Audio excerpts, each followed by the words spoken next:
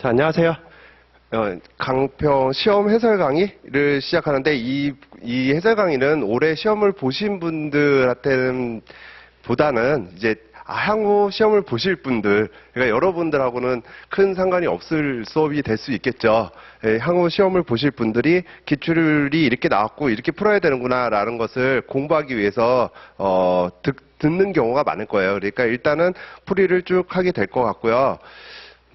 그 다음에 저는 행정 절차론하고 사무관리론을 우리 학원에서 수업을 하고 있어요. 그렇기 때문에 행정 절차론 수업을 하고 풀이를 하고 그리고 난 다음에 사무관리론 풀이를 하고 그렇게 나서 영상은 마무리가 될 것 같고요. 제 영상은. 그리고 난 다음에 뭐 시험에 관련된 거라든지 이런 부분은 이제 뭐 별도로 저랑 같이 얘기를 하면서 제가 마무리 짓고 그 뒤로는 정진석 행정사가 올라와서 실무법 수업을 할 거예요. 자, 제가 인사도 안 드렸네요. 전 절차론하고 사무관리론을 수업하고 있는 이준희 행정사라고 합니다. 안녕하세요. 시험 잘 보셨나요? 논술시험은 그래요. 논술시험은 잘 봤다라는 사람도 별로 없고 그 다음에 못 봤다라고 하셔도 합격을 하는 시험이 논술시험이에요. 객관식처럼 이렇게 점수가 딱딱 떨어지는 것이 아니라서 어떨지 몰라요. 그리고 어떤 과목은 잘 썼는데 점수가 안 나오기도 하고 어떤 과목은 잘 못 썼는데 점수가 잘 나오기도 해요. 왜냐하면 상대적으로 평가를 하기 때문에 문제가 어려웠다라고 한다면 그게 본인 혼자 어려운 것이 아니라 전반적으로 문제가 어려웠다라고 한다면은 그 과목은 점수가 조금 더 잘 나오는 편이고 그 다음에 문제가 조금 쉬웠다, 전체적으로 쉬웠다라고 평가를 한다면 그 부분은 조금 점수를 박하게 주고 있는 편이에요. 특히 우리 시험이 그렇더라고요. 자, 일단 행정 절차론 시험을 본다면 1번 문제는 좀 평이했던 문제인 것 같아요.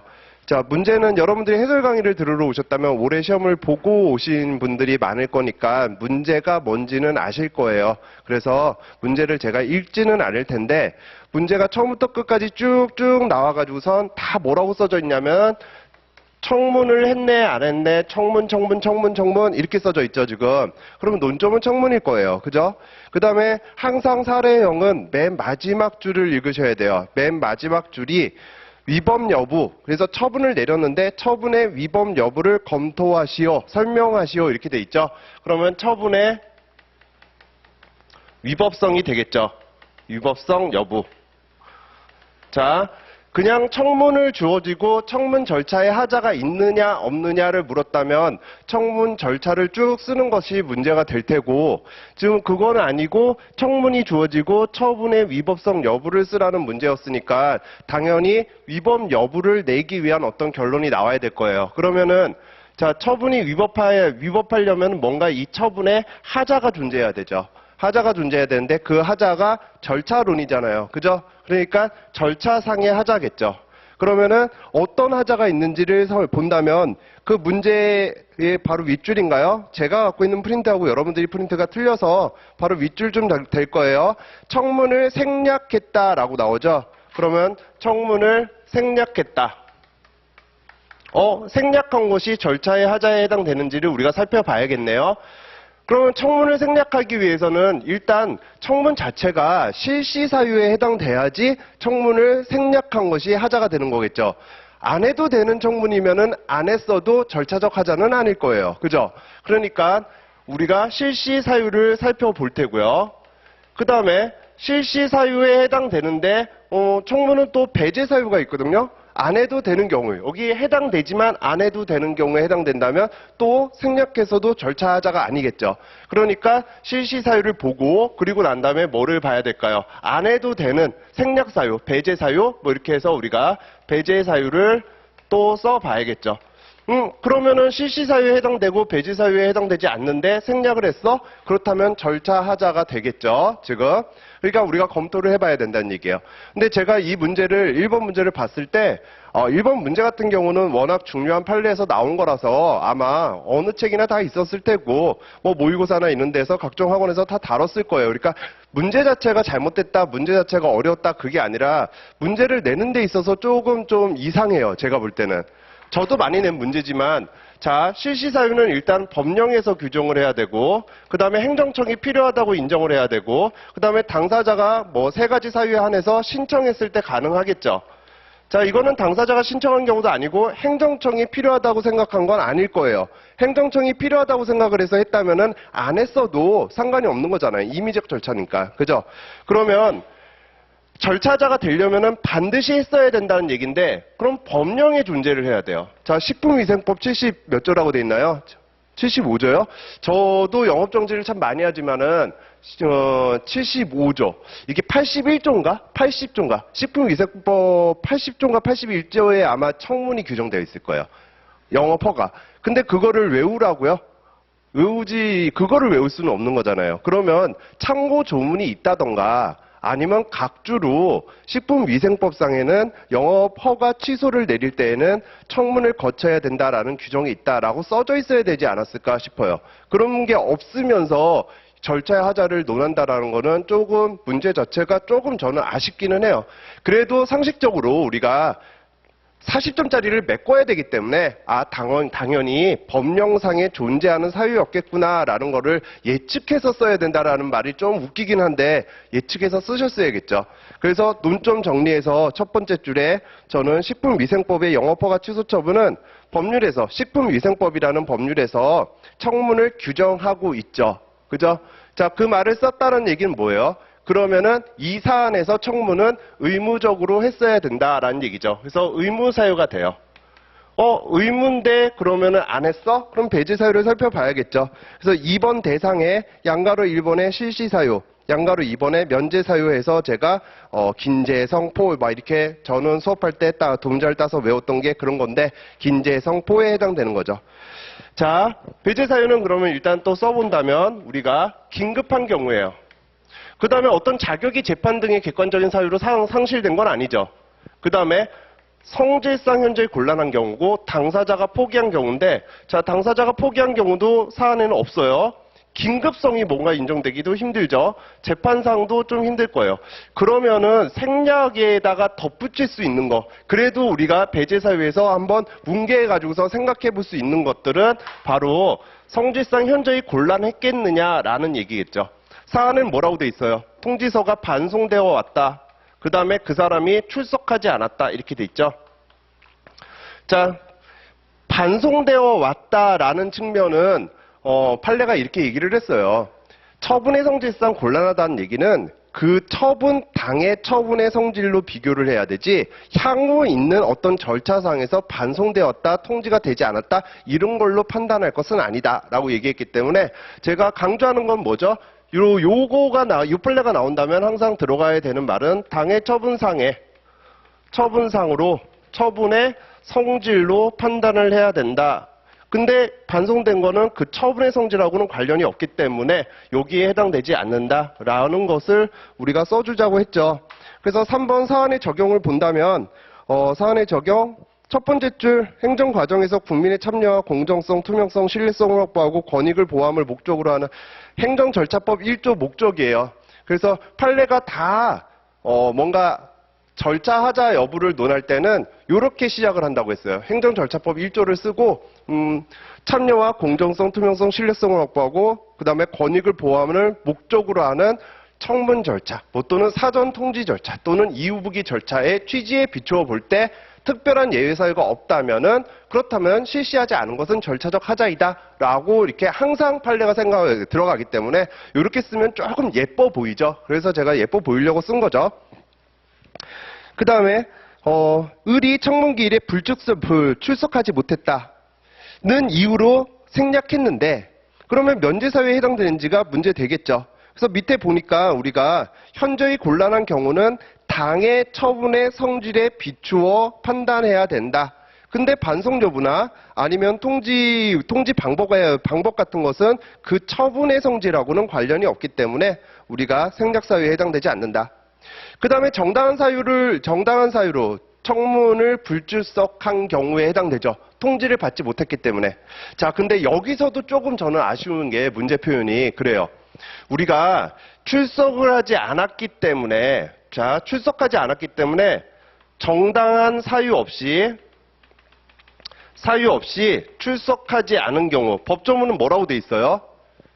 이때는 청문을 종결할 수 있다라고 돼 있어요.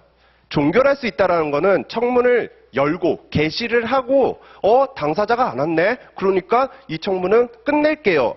이게 종결이죠. 그죠? 근데 당사자가 불출석했기 때문에 청문을 생략했다? 이런 표현은 좀 그러니까 뭔가 사안을 낼 때 조금 예쁘지가 못했던 것 같아요. 근데 아무튼 우리가 요거는 종결 사유긴 해요.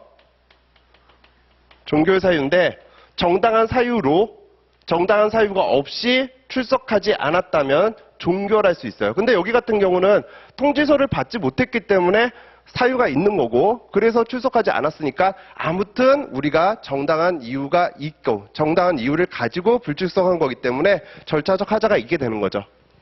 그러면은 절차적 하자가 있는 처분의 위법성은 어떻게 될까요?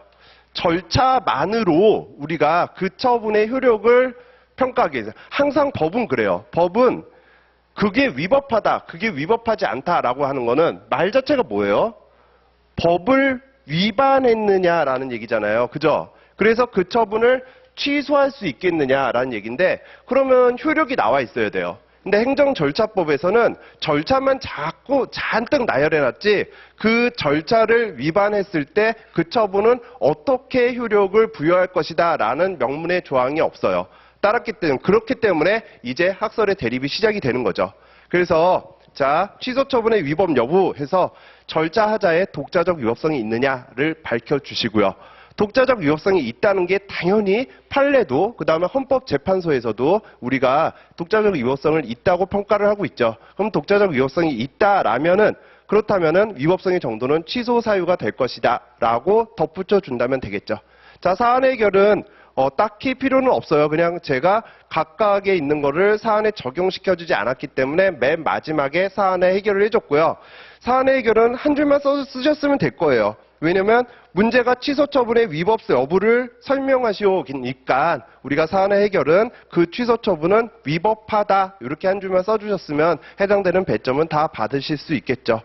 자, 법조문이 안 나왔다라는 거. 이게 법령이 규정되어 있어야지 의무적이기 때문에 법조문이 나왔어야지 좀 더 예쁜 문제가 됐을 것 같은데 법조문이 안 나왔다라는 거. 그 다음에 뭔가 불출석이라는 것은 종결사유에 해당되는 건데 그 부분을 여기에 우리가 뭔가 생략사유에 넣었다라는 거. 그런 부분이 조금 아쉽다라는 거죠. 그래도 쓰는 데는 큰 문제는 없었던 문제 같아요. 자, 그 다음에 두 번째가 행정규제법상 행정규제법에 정말 중요한 게 많은데 왜 행정개혁위원회가 나왔는지 참 이런 것도 좀 그렇죠. 규제개혁위원회 설치, 기능 및 조사, 그 다음에 설치, 기능, 그 다음에 조사, 의견 청취 이렇게 해서 세 가지로 나왔으니까 목차는 당연히 설치, 기능, 그 다음에 조사와 의견 청취가 될 거예요. 자, 설치는 대통령 소속으로 설치가 되고요. 기능은 크게 위원회니까 심의사항이 있을 테고 그 심의에서 나온 결론에 대해서 어떻게 결론이 어떤 효력을 갖느냐? 그러면 권고사항이 돼요. 여기는.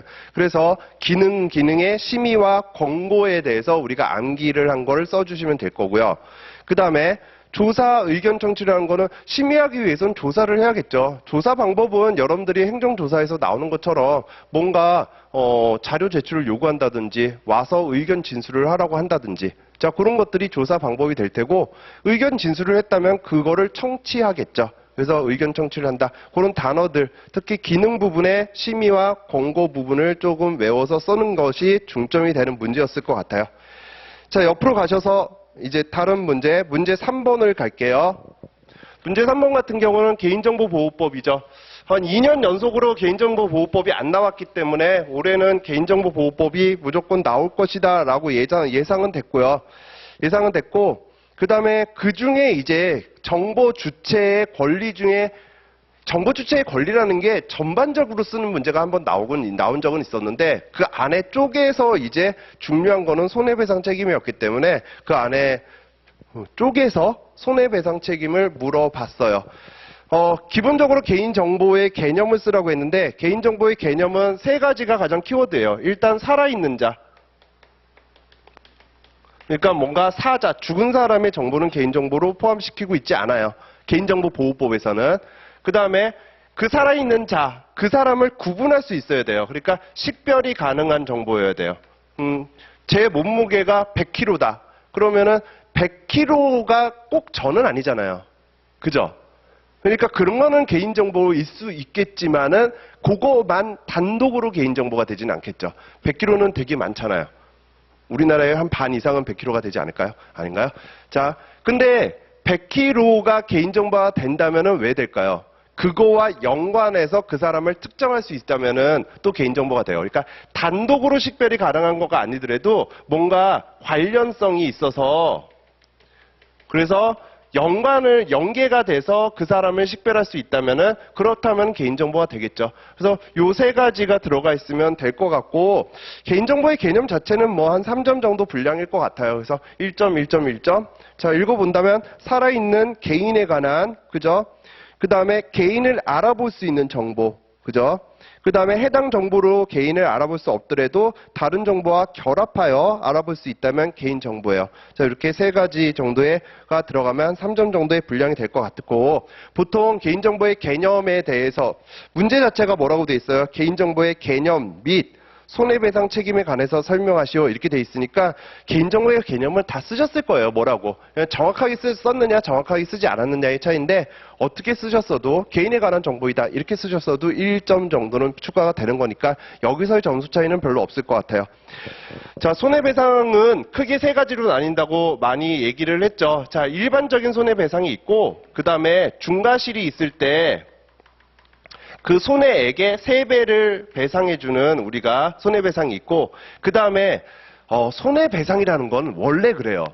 자, 이거를 만약에 손해배상 책임에 대해서 쓰세요라고 하시니까 이제 뭔가 위법한 행위로 손해가 발생했을 때 배상을 묻는 것을 말한다. 이렇게 한 줄 썼을 때는 큰 점수는 없을 거예요. 손해배상 책임은 당연한 거 아닌가요? 손해가 발생했을 때, 그죠? 위법한 행위로 손해가 발생했을 때 배상해준다. 그때 고의과실이 필요하다. 고의과실이 필요하다. 이렇게만 썼다면 큰 점수는 안 될 것 같고 제가 볼 때는 요거는 일반론에 해당되는 거기 때문에 요거 배점이 한 3점 정도 된다면 한 3점 정도는 받겠죠. 그럼 나머지 한 10점 정도는 못 받게 되는 걸 테고요. 자, 그 중에서도 중과실이라면, 고의 중과실이라면은 손해액을 3배를 인정해준다라는 것이 양가로 2번에 들어가고요. 그 다음에 양가로 4번이 또 중요한데 개인정보보호법에서는요. 개인정보가 유출됐다고 해서 그 손해를 내가 정보 주체가 입증하기는 너무 힘들어요. 자, 여러분들의 개인정보는 다 지금 유출이 돼 있을걸요? 여러분들 스팸 문자 한 통이라도 안 받아보신 분 있으신가요? 저는 오늘만 봐도 인터넷 가입이라든지 아니면 대출 문자라든지 이런 거 받았거든요. 결혼하기 전에는 결혼정보회사에서도 굉장히 많이 오더라고요. 근데 결혼하자마자 그 결혼정보회사에서는 안 와요. 그렇다는 건 제가 뭘까요? 제가 뭐 이렇게 대단한 사람이라서 제 정보가 유출된 건 아니잖아요. 그죠? 그러니까 어느 정도의 유출은 다 됐다는 얘기인데 그러면은 손해가 뭐예요? 제가 받는 손해가 5만 원이다, 10만 원이다 입증이 되나요? 입증이 안 되죠. 그죠? 그거를 입증해야지 손해배상이라는 건 손해액을 입증해야지 그걸 배상을 청구할 수 있잖아요. 근데 그 입증이 못하기 때문에 우리가 보통 법정 손해배상이다라고 해서 300만 원을 정해놓죠. 그리고 난 다음에 더 중요한 건 뭐냐면 요 앞에 나온 거, 뭐 조문상으로는 요게 나오고 있죠. 자, 이거를 제가 손해배상 청구를 했다가 손해액 입증이 좀 힘들다면 그러면 최종적으로 사실심 변론이 종결되기, 그러니까 재판이 끝나기 전까지 이 300만 원 법정 손해배상으로 바꿀 수가 있어요. 자, 그래서 그러한 정보가 네 군데죠, 지금. 그러면 중간에 바꿀 수 있는 일반적인 거, 중과실, 그다음 법정 손해배상, 여기서 여기로 바꿀 수 있는 거. 자, 이렇게 네 가지가 들어간다면 아마 한 2, 3점씩, 2, 3점씩, 2, 3점씩 해가지고선 추가가 될 거예요. 그래서 한 10점 이상은 나올 수가 있죠. 거기에 이제 좀 더 조문과 유사한 표현으로 뭐 우리가 그 다음에 배상액의 산정 기준까지 조금 잘 써주신다면 점수는 계속 뛰는 건데 수업 때는 요 정도까지만 쓰자고 제가 정리했던 것 같아요. 자, 그래서 문제 3번이 개인정보보호법에서 나왔고요. 자, 문제 4번이 행정조사기본법이에요. 시험을 보고 보고, 그날은 전화가 거의 없으셨어요. 몇 분만 전화하셨는데, 그 뒤로, 카톡이나 뭐 이런 걸로, 일요일부터 해서 월요일 오전까지 굉장히 많은 카톡이, 문제 4번을 제가, 말씀해 주신 대로 썼어요. 아, 그러셨어요? 승계 여부를 잘 쓰셨어요? 그랬더니, 승계요? 절차하자에 대해서 썼는데요. 저는 절차하자라고 말씀드린 적이 없는데요. 그러더라고요. 절차하자라고 쓰셨다면은 그 부분은 빵점일 거예요. 그러니까 일단 뭐 행정조사의 기본 원칙 부분은 저는 놓친 부분이에요. 이 부분은 1회 때 문제가 나왔고 기본 원칙이나 뭐 위원회 이런 것들은 이제 횟수가 거듭되면서는 안 나올 것이다라고 예측을 했기 때문에 제가 좀 놓친 부분인데, 자, 기본적으로 문제 자체는 뭘 쓰라고 했냐면 기본 원칙과 그 다음에 그 조사의 위법성, 조사를 위법하게 했을 때, 요게 위법했을 때 이거를 바탕으로 한 우리가 처분은 행정행위죠. 처분은 어떤 효력을 갖느냐라는 거가 문제였죠. 그러면 이거는 당연히 행정조사의 개념을 쓰고 들어가셔야 돼요. 왜냐하면 행정조사가 뭔지를 가장 물어볼 수 있는 쉬운 방법이 기본 원칙과 그 다음 요거거든요. 그래서 자, 여기서는 개념을 쓰면 제가 항상 수업 때는 1, 2점씩 추가가 되어 말씀을 드렸지만, 여기서는 개념이 적어도 한 4.5점 정도가 될 정도로 굉장히 중요한 부분이었던 것 같아요. 그래서 이 개념 부분 쓰시고요. 개념에 대해서 그럼 좀 생각을 해볼게요. 자, 행정조사를 하죠. 조사를 했고 그 다음에 그걸 바탕으로 지금 처분이 나오죠. 처분이 나오죠. 근데 행정조사의 개념이 뭐예요? 읽어볼까요? 정책을 결정하거나 직무를 수행하는 데 필요한 정보나 자료를 수집하기 위하여서 행하는 활동이래요. 그러면 이 조사는 정보 수집, 정보나 자료를 수집하는 절차고요. 처분은 뭐 이걸 통해서 영업정지 처분이 나왔다라고 하면은 뭔가 침묵적 처분이 나오는 거겠죠. 그죠? 그러면은 조사의 위법성이 처분에 어떻게 영향을 미치느냐라는 것은 크게 이렇게 생각하시면 돼요. 행정조사와 처분을 동일한 행위로 보느냐. 그렇다면은 당연히 조사의 위법성은 당연히 처분에 영향을 미치겠죠. 그죠? 아니면은 우리가 행정조사와 처분을 별개의 행위로 보느냐. 그렇다면 여기가 위법한 거와 여기가 위법한 거는 별개의 행위니까 우리가 영향을 끼칠 수가 없겠죠. 그죠? 자, 그래서 수업 때 항상 행정법에서는 우리가 뭔가 논의가 있을 때는요, 견해 대립이 있을 때는 수많은 논거들이 다 써져 있지만 그 논거를 잘 요약해 보면 취지가 당연히 이거예요. 행정의 효율성을 강조하느냐, 효율성을 강조하느냐, 아니면은 우리가 국민의 권익을 보호하느냐, 권익을 보호하느냐, 이렇게 돼. 요거의 싸움이에요. 그럼 여러분들이 상식적으로 생각을 해볼게요. 조사와 처분은 별개야. 그러니까 조사에 어떤 위법성이 있더라도 처분은 위법하지 않을 수 있어. 상관없어. 이런 거를 생각해 볼게요. 그러면은 그거는 행정의 효율성을 강조하는 거겠죠. 자, 영업정지 처분을 하기 위해서 제가 많이 쓰는, 제가 모의고사 때 드렸던 사례를 생각을 해볼게요. 영업정지, 그러니까 미성년자를 고용한 영업주점에 대해서 영업정지, 영업허가 취소를 하기 위해서 조사를 나갔죠. 조사를 나갔는데 자료를 막 몰래 영치했고 그 다음에 녹화를 몰래 했어요. 행정조사의 위법성이죠. 그런 결과 미성년자를 고용했다. 영업주점에서 미성년자를 고용했다라는 사실을 알았어요. 그래서 영업허가 취소 처분을 내렸어요. 미성년자 고용했잖아요. 그러면은 취소 처분이 당연하겠죠. 하지만 행정조사가 어때요? 위법했잖아요. 그거예요. 그 관계예요, 지금. 그러니까 이걸 별개로 본다면 행정의 효율성을 강조하는 견해가 될 테고요. 근데 항상 우리는 어때요? 국민의 권익을 보호하려고 지금 행정사가 되시는 거고, 행정법에서 권익을 무시하고 행정의 효율성을 강조하는 견해는 그렇게 많지가 않아요. 그런 경우도 있겠지만, 그죠? 그래서 국민의 권익을 보호한다면 어때요? 그렇다면 조사의 위법성도 처분이 조사를 바탕으로 나왔기 때문에 굉장히 밀접한 관련성이 있다. 별개의 행위라고 보더라도 밀접하다. 따라서 이 조사의 위법성은 처분에 승계된다, 승계되지 않는다. 이걸 써주셔야 되는 거죠. 그래서 이게 처분 절차는 여러분들이 제가 맨날 수업 때도 강조했어요. 근데도 왜 그렇게 쓰셨는지 모르겠는데 처분의 절차 하자를 쓰는 거는 처분 절차는요 행정 절차법에 나와 있는 처분 절차예요. 사전 통지, 의견 정치, 의견 제출 이게 처분 절차고요. 이거는 행정조사잖아요, 그죠? 그래서 중요한 게 뭐예요? 승계가 되느냐, 승계가 되지 않느냐. 판례가 승계가 된다고 했는데 그렇지만 그 판례는 너무 위법한 거였기 때문에 사실 경미한 거는 승계가 되지 않을 것이다라는 것이 다수설이어서. 결론적으로 우리가 승계가 된다, 승계가 되지 않는다 답을 그럼 맞았어, 틀렸어에 따라서 점수가 바뀌는 문제는 아니에요. 이거는 다만 판례를 써주셨으면 너무 더 고득점을 하겠지만 그런 것도 안 쓰셔도 돼요. 그냥 기본 개념이 조사와 처분은 별개냐.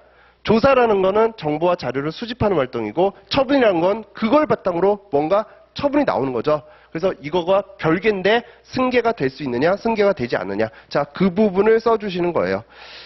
그래서 요 문제는, 문제 4번 같은 경우는 그거에 대한 단어, 그 다음에 어떻게 결론을 내셔도 여러분들이 조금 덧붙여 주셨다면 한 7, 8점 정도? 많게는 뭐 그 정도까지 받을 수 있었겠죠. 단어가 들어갔다면. 자, 거기까지 해서 행정 절차론은 제가 마무리하도록 하겠습니다. 질문은 어차피 제가 두 과목을 다 하는 거니까 두 과목이 다 끝나고 나서 제가 질문을 받을게요. 자, 그러면 지우고 다시 사무관리론 선생으로 와서요. 자, 사무관리론 강평을 시작하도록 하겠습니다. 자, 문제 1번이죠. 10점짜리 문제로도 내봤고 한 20점짜리 문제로도 내봤고 그랬던 거예요. 신청서 구비서류 10점짜리 문제로 내면서 20점짜리로는 그러니까 불필요한 서류 요구 금지 원칙은 야 이거 20점으로 나오기엔 좀 양이 적죠. 그러니까 그 앞에 있는 최소 세 가지는 좀 외워두죠 라고 말씀을 드렸죠. 그게 신청서 구비서류의 원칙. 저는 이런 원칙이 있는지 몰랐어요. 법조문이나 행정편람을 다 뒤져봐도 신청서 구비서류의 원칙은 제가 못 봤네요. 근데 그 최소를 쓰는 거예요. 그러니까 서식, 기재사항을 최소화시켜야 되고 그 다음에 구비서류를 최소화시켜야 되고 그 다음에 제출 부수를 최소화시켜야 되죠. 그 다음에 이제 불이익 요구 금지, 불필요한 서류 요구 금지 뭐 네 가지죠. 구비서류 외 추가 서류를 요구해서는 안 된다. 사본 제출을 허용한다. 그 다음에 공무원이 직접 확인 처리를 할 수 있는 것은 공무원이 직접 확인 처리해서 해야 되는데 그거에 예가 한 세 가지 정도가 나온다.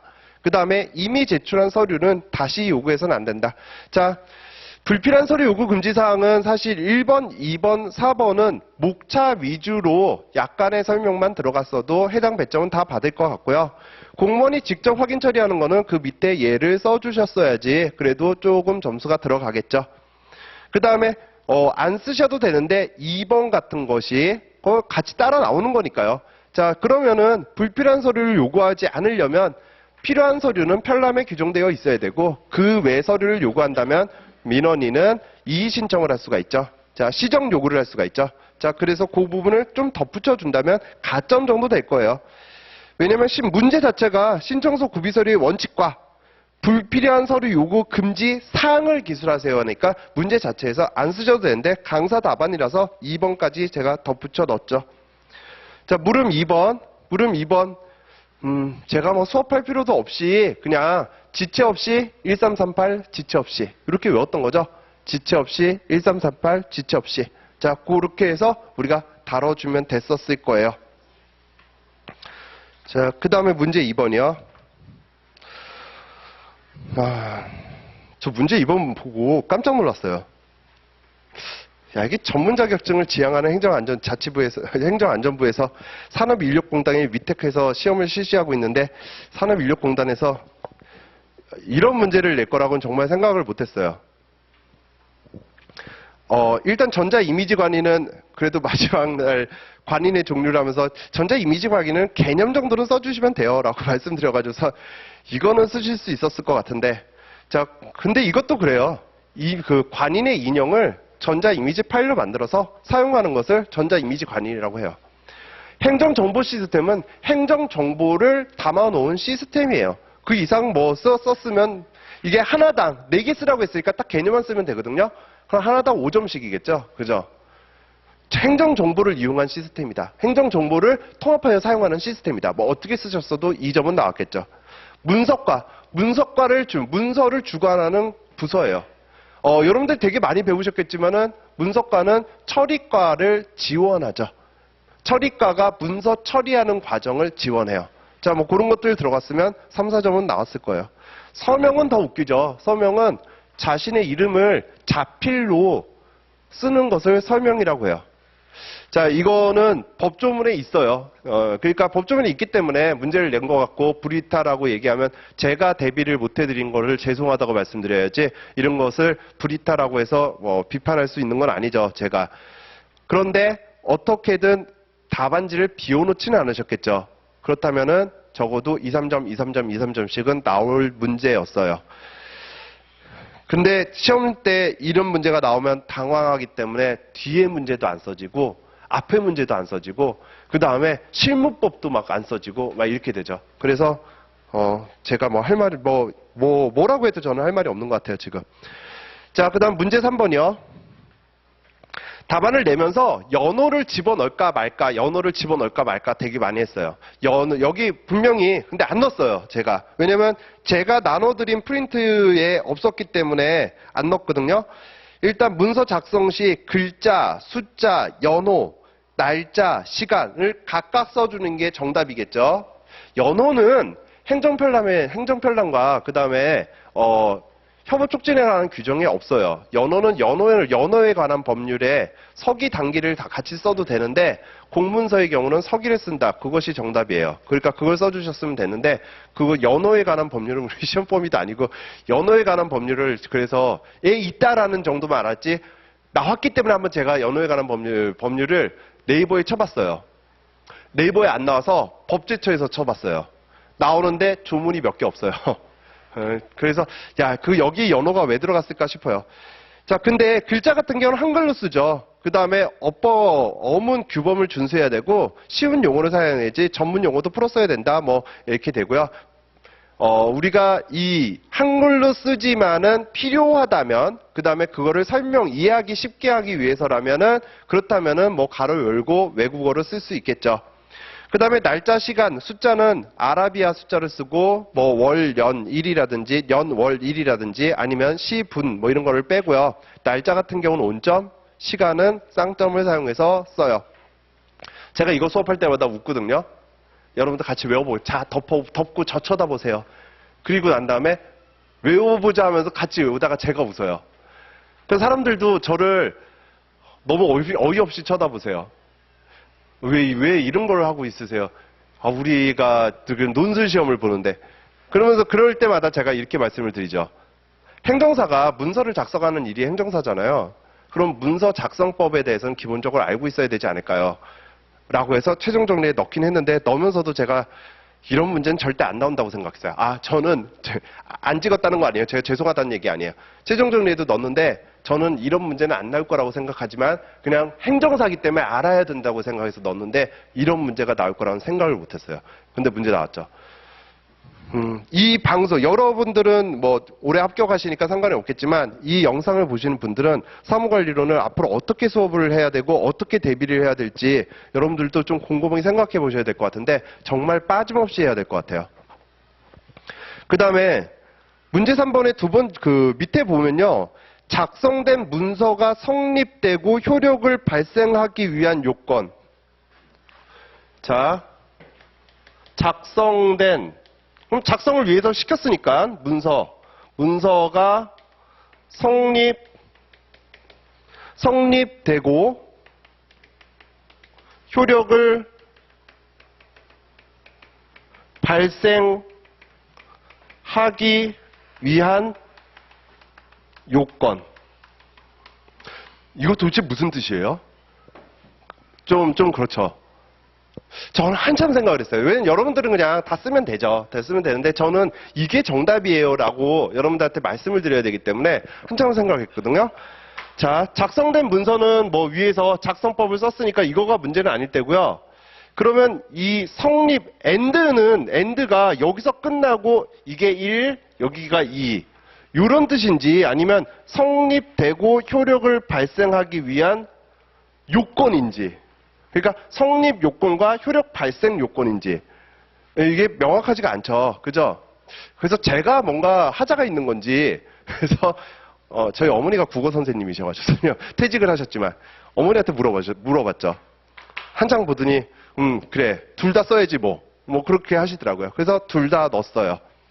자, 성립하기 위한 요건은 우리가 그걸 물은 건 아닌 것 같아요. 적법한 그 다음에 권한을 갖춘 자가 형식에 맞춰서 이게 성립 요건이라고 편람에 나와 있는데 그걸 물은 건 아닌 것 같고, 자, 성립이라는 것은 성립이 되고 효력을 발생하기 위한 요건은 지금 문서 처리 과정에서 성립이 되는 거는 결제죠.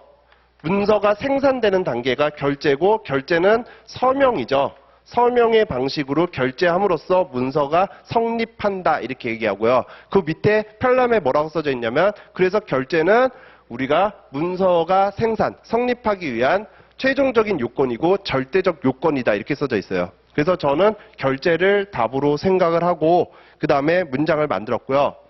그 다음에 효력이 발생하는 시기는 도달주의는 맞아요. 근데 제가 생각할 때는 효력 발생 시기를 물어본 게 아니라 효력을 발생하기 위한 요건이니까, 자, 도달을 하려면은 문서 처리 과정 중에 시행이 효력을 발생시키는 요건이죠. 그리고 제가 만드는 게 아니라 편람에 뭐라고 돼 있냐면은 내부적으로 성립한 의사를 표시함으로써 문서 효력을 발생하게 하는 절차이다. 이게 제가 만든 의의가 아니라 편람에 써져 있는 의의죠. 문서 효력을 발생하게 하는 절차이다. 자, 그래서 그 다음에 여기는 시행을 쓰는 것이 답일 것 같아요. 근데 시행은 너무 길어요. 너무 길기 때문에 기본적으로는 시행의 개념, 의의하고 시행 방법까지는 안 넣었어요. 왜냐면 요건을 쓰라고 했는데 뭐 방법이 중요한 건 아니어서. 그러면은 그 요건들이 이제 시행의 절차잖아요. 그러니까 시행문을 작성하는 거고, 문을 작성하고, 그 다음에 우리가 관인 날인 설명을 하고, 그리고 난 다음에 이제 발신을 하겠죠. 자, 이렇게 해가지고선 저는 답을 내고, 그래도 강사 답안인데 흠잡힐 거나 아니면 좀 약해져서 맨 뒤에 이제 도달주의를 제가 좀 써주기는 했죠. 그래서 효력 발생 시기에서 도달주의에서 일단 그냥 일반 문서, 전자문서, 그 다음에 고시공고가 세 가지 문서의 도달 시기에 대해서 편람에 나와 있기 때문에 그 부분을 좀 덧붙여 드렸어요. 그래서 제가 볼 때는 결제 부분에 대한 개념, 그 다음에 시행에서 한 의의와 시행문, 그 다음 시행 절차 부분을 썼다면은 해당되는 답은 됐을 것 같아요. 근데 제가 카페에도 글을 남겼지만은 참 문제가 표현이 애매한 것 같아요. 이 부분은. 자, 그 다음에 4번 정책 실명제죠. 일단 정책 실명제의 개념을 쓰라고 했기 때문에 정책이 계획이 되고 시행이 돼요. 그러니까 실현이 되기까지의 모든 과정에 우리가 책임자, 관련자의 실명을 기록하는 것을 정책 실명제라고 해요. 자, 뭐 이렇게 해서 우리가 정책을 실명으로 들어가는 거다. 한 개념 자체가 2, 3점 정도의 분량이 될 것 같은데, 뭐 정책의 실명을, 이름을 우리가 기록하고 보관하는 것이다 라고 쓰셨다면은 뭐 1, 2점 정도는 나왔을 것 같아요. 자, 이게 뭐 법적 용어의 개념이 아니라서 우리가 그 정도로 써주셨으면 될 것 같고요. 그 다음에 중점사항을 선정하기 위한 행정기관장의 역할. 이 부분의 배점이 제일 크겠죠, 그러면은 지금. 그러면 중점관리 대상 사업이 뭔지에 대해서 쓰셔야겠죠. 그래서 뭐 그 부분 제가 수업 때 다 외우긴 좀 힘들고 뭐 감생산 이렇게 해가지고서 3가지 정도는 외워봅시다 라고 했던 거 부분이죠.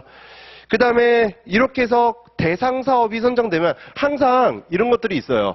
뭔가 대상이 선정되면, 그러니까 위원회 같은 데서 우리가 대상을 선정한다라고 하면 그거에 관해서 우리가 세부 기준을 만들어서 시행을 해요. 기준을 만들어서 각 기관의 장은 시행을 하게 되죠. 그러니까 이거는 뭔가 기본 계획, 일반적인 기준이 되는 거고, 이런 것 중에서 너는 뭐를 할 것이냐 해서 세부 기준을 만들어서 시행을 하는 거. 그리고 일단 그 시행 부분이 행정기관장이 하는 거고요. 그리고 난 다음에 그거에 대해서는 항상 우리가 공개를 하죠. 그리고 기본적으로 공개가 나오면은 제가 기계적으로 나와야 되는 단어가 뭐라고 했어요? 정보공개법 9조에 해당된다면 비공개할 수 있다. 그래서 공개 부분 이렇게 쓴다면은 요 부분이 한 10점 정도는 될 것 같아요. 그 다음에 주요 정책 관리, 관련한 기록사항. 주요 정책을 만들 때에는 그 참여한 사람들을 실명을 써야 되고요. 그 다음에 그 정책을 결정하기 위한 각종 계획이나 보고서나 아니면은 우리가 공청회 세미나가 있다면은 그 내용도 기록해 놓고 관리해야 된다라는 것들이 요게 한 3, 4점 정도 될 것 같아요. 자, 그래서 여기까지 하면 될 것 같고요. 일단 시험 문제가 쉬웠다 어려웠다 말하기에는 조금 애매해요. 그러니까 왜냐면요. 일단 기본적으로 시험 문제가 쉽지는 않았어요. 근데 당락에서 이상하게 우리 시험은 그렇더라고요. 그게 올해 시험에도 적용이 될지는 잘 모르겠지만 40점짜리가 1문이죠.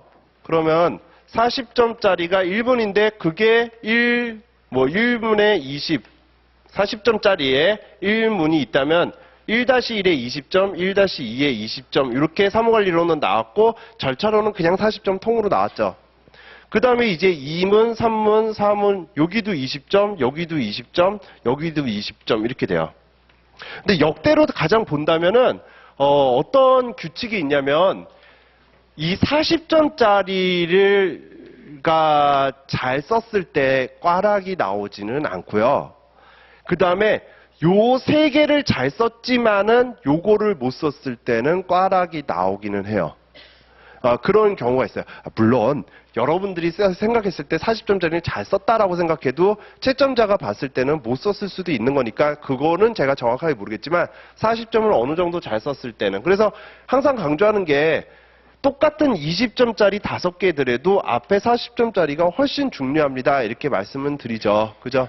근데 그렇게 비추어 본다면 우리 지금 절차론도 그렇고 사무관리론도 그렇고 각 1번 문제는 너무 쉽게 나왔었어요, 사실. 절차론의 1번도 청문회 독자적 위법성 인정 여부는 우리 시험에서 벌써 3번째 나온 거잖아요, 그러면. 딱 요거 정확하게 쓰세요, 그러면. 한 3번째 나오니까. 너무 지겨워서 모의고사를 안 할 정도로 많이 나온 거기 때문에 사실 절차론도 그렇고요. 사무관리론도 우리가 민원 처리에 관한 법률에서 사실 불필요한 서류 요구 금지 원칙하고 이송 시간은 굉장히 쉽게 외우시더라고요, 여러분들이. 그렇다면은 제가 쉽다 어렵다가 아니라 경험상 모의고사를 제가 보고 출제해 봤을 때 사무관리론도 1번은 어렵지 않았을 것 같아요. 그렇게 따진다면은 문제는 좀 쉬웠던 것 같고 쉽다고 얘기할 수는 있겠죠. 근데 2번, 3번, 4번이 그렇게 녹록한 문제는 아니었어요, 사실. 각각 그러니까 본다면은 각 개별법, 그러니까 절차법에서만 본다면 행정규제법에서 제일 중요한 걸 뽑으세요라고 한다면은 규제개혁위원회가 뽑히진 않아요. 그 다음에 개인정보보호법에서 제일 중요한 걸 뽑으세요라고 한다면 한 3가지를 뽑아도 사실 손해배상이 뽑히진 않아요. 자, 그 정도이기 때문에 그렇게 따진다면은 2번, 3번, 4번이 쉬운 문제는 아니었죠. 그렇게 본다면 이제 전반적으로 조금 어려웠을 수도 있죠.